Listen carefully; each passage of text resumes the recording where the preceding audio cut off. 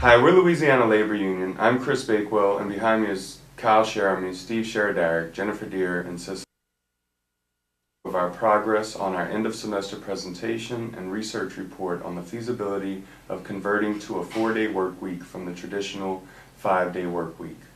Each team member will sit down and show their individual, or inform you, tell you about their individual progress and what we've been doing as a team. The latest assignment was the Microsoft Word graphic assignment. I played a part in compiling the graphs and doing revisions to the graphs. I think for the most part our graphs were right on and everybody in our group was pleased with them. They looked great, and I think they effectively relayed the information to viewers. Some of the new research that I've been doing is I found a couple articles on employees' reactions to the 4-day work week and how they feel about it, and supervisors how they feel about it.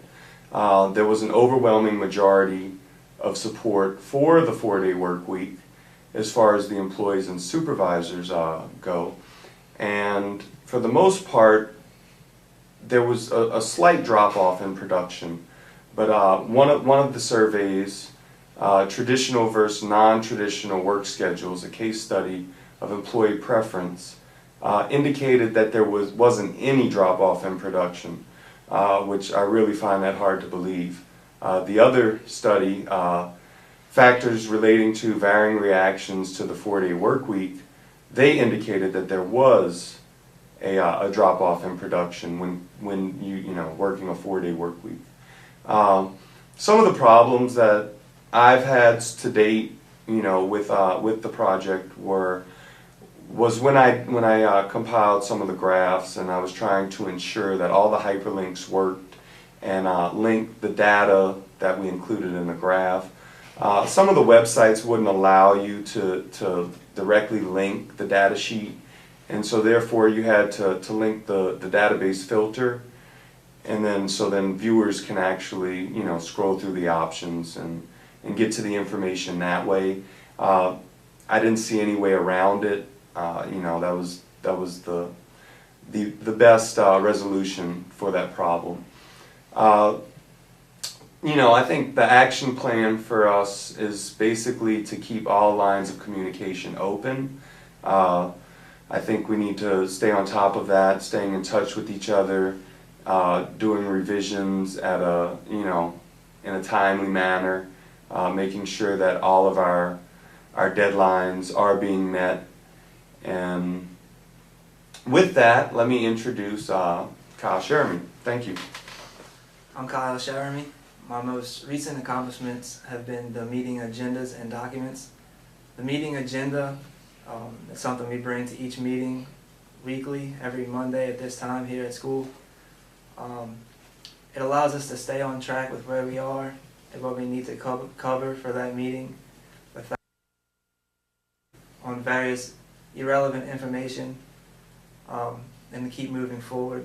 Our meeting documents that I record compile up of important hot points that we go over each week and that we need to build upon week after week in order to be successful with our final report. My two most recent sources of information have been gravmag.com, which lays out specific numbers of oil usage and savings daily, weekly, monthly, something that's been difficult to find recently, and the rise of disabled children in America, which there was an 85% increase in disabled Americans between World War I and World War II. And more recently, a 253% increase between 1970 and 2001. Two problems that I've run into more recently was the outline, not being able to open it and edit it properly, in which my team helped me out, and we were still able to structure it and format it properly and submit it to you on time. Also, finding detailed information with exact numbers on oil usage and disabled Americans was very difficult, but something that we also overcame. As a group, we plan to continue to keep our options open and communicate and continue to be proactive It'll only help, it won't hurt us, and we continue to move forward, not backward. And now, Steve Shadarick. I'm Steve Cherad-Eric. Some of the things that I've worked on recently is the Microsoft graphics assignment. I've helped to gather info, compile the data, as well as put together graphs to help the group use as in comparison to the ones that they're forming.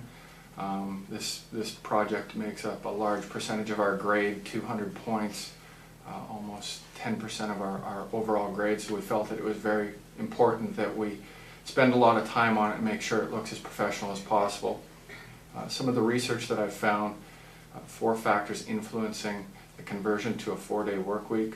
I found it in the Journal of Human Resource Management through Google Scholar and the use of our University of New Orleans library. This research is research that was done in the 1970s when we were in an energy crisis.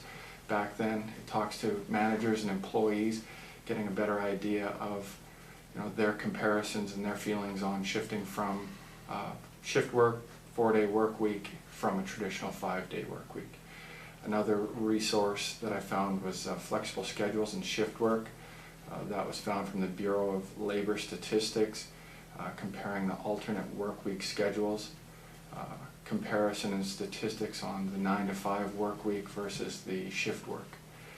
Problems that I've encountered, I had a little issue with the Microsoft graphics. I was having a hard time getting the tables, I think it was number 4 and number 7, to format properly when I was doing it. Jennifer and Cecily did an excellent job in completing that and also helping me to understand what I was doing wrong in the formatting. Some other things that we're having problems on is making sure that everybody gets an opportunity to review the documents and assignments before we submit them. Some of the things, the action plan that we've implemented to alleviate any confusion is the documents must be submitted on Blackboard in our group page no later than 24 hours before to review the page and give their okay on it.